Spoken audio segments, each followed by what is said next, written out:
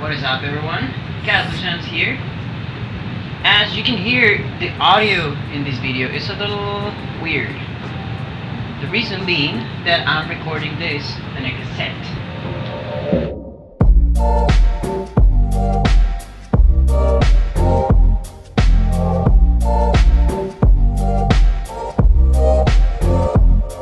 So why am I recording this on a cassette tape? Well, I'm gonna get to that. First, I just want to declare my love to everything 80s and 90s. Because, well, I was born in the 90s, so I love the 90s aesthetic and 80s aesthetic. It's all very nice, it's very nostalgic.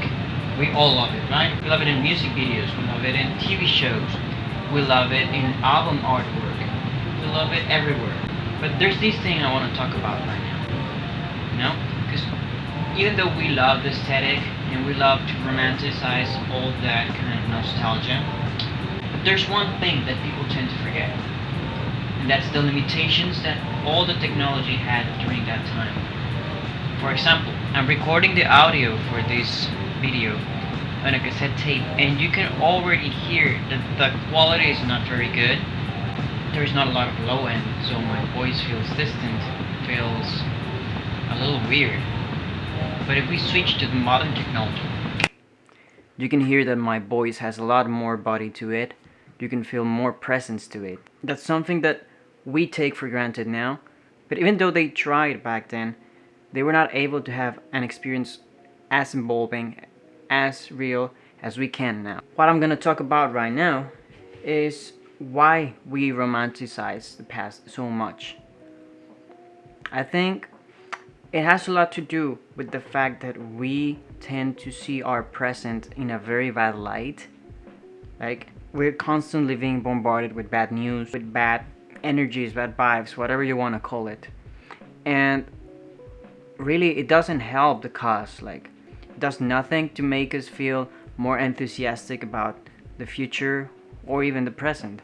So, what can we do about it? I think the best way that we can go about it is, if we want to enjoy the present, we have to understand that every time in history has been a good and a bad time. Hello. What the hell, Siri? Go ahead. As I was saying, every time, every decade, every era has had its good and bad moments. I think I'm digressing. For example, we had this thing, this beautiful, beautiful vinyl. Is Abbey Road by the Beatles. And especially with vinyls, with music, people tend to say that vinyls sound way better. And they do sound really good, don't misinterpret me. But if you compare this to this, you can really see that there's almost no difference. And if you ask me, I might say that the digital version sounds better. It has more body to it, has more dynamic range, and you know, that's alright. I'm not saying you should not enjoy vintage stuff, just I don't like when people say that the past was better than right now. And we see this happening not only with the 80s and the 90s, we see it happening with the 60s, with the 70s, we see it happening with the 1940s, or we see it happen with the Victorian era or the Roman Empire or the Middle Ages. So it goes on and on. And people tend to forget that those times were bad times too. Like, they didn't have toilet paper, they didn't have like running water, or they didn't have like food every day. So I think we should try to take a look at our world and at all the privileges that we have. Privilege. And all the privilege that we have, and try to be a little bit more optimistic about the future, about the present. I know it's hard. I used to be one of those guys who would say that, oh, the past is better, like everything vintage was better made, like they don't make stuff like they used to. And you're like, sometimes it's right. Like cars, for example, they're not as well built as in the past, arguably, but they have better stuff. Like, they have better performance, and they have overall more features. Same with music, same with everything else, same with movies and pictures. So I guess what I'm trying to say is just enjoy the present and try to hope and build a better future. Mousanz 2020.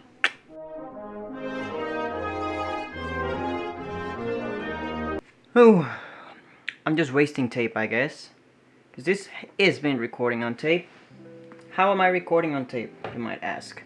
Well, I'm using this tape recorder, and I'm recording on top of a music CD. The way I do it is, I buy these CDs. I bought them on Amiga Records.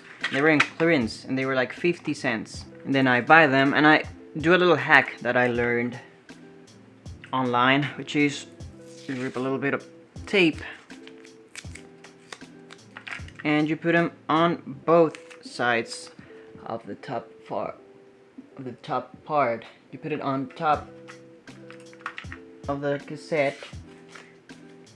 And I don't know why. Somebody in the comments might be able to tell me why this happens, but this enables me, gives me the option to record on top of music tapes, which is awesome. I don't really know why it happens, but I love it. So that's how I'm recording on top of this. And honestly, it sounds good. I am talking directly to the microphone right now. Like, there's a little microphone in here, and I'm speaking right into the microphone. The only problem I have with this recorder in particular is that the microphone input does not work properly. But I'll have it fixed and I'll make it work.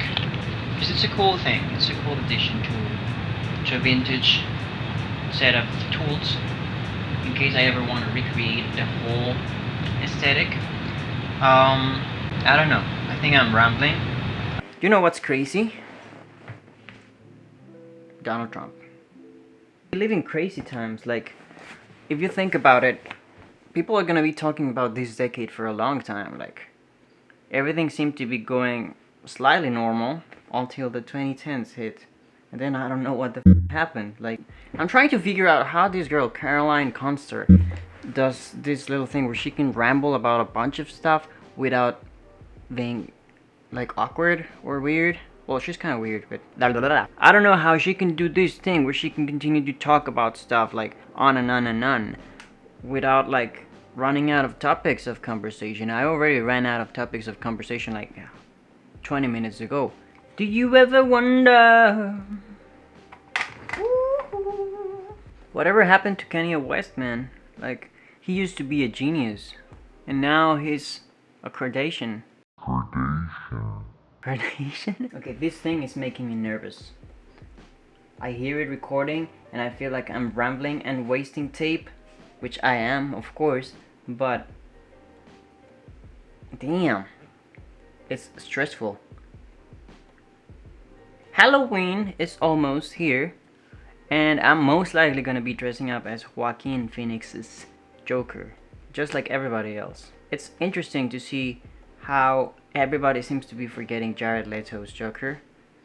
It's like, it's almost like it never happened, and it's funny as hell, but I kind of feel sorry for Jared Leto, because he put so much effort into it. He was like so excited to play the character, and it's just fading away like it never happened.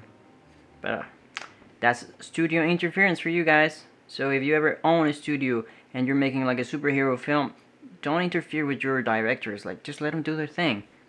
That's how Nolan managed to make The Dark Knight, or that's how Kevin Feige managed to let all the directors work so that they could build the MCU properly. So just let your directors do the thing, man. Anyways, I have a really good appointment with lo-fi hip-hop, so I'm gonna leave you be.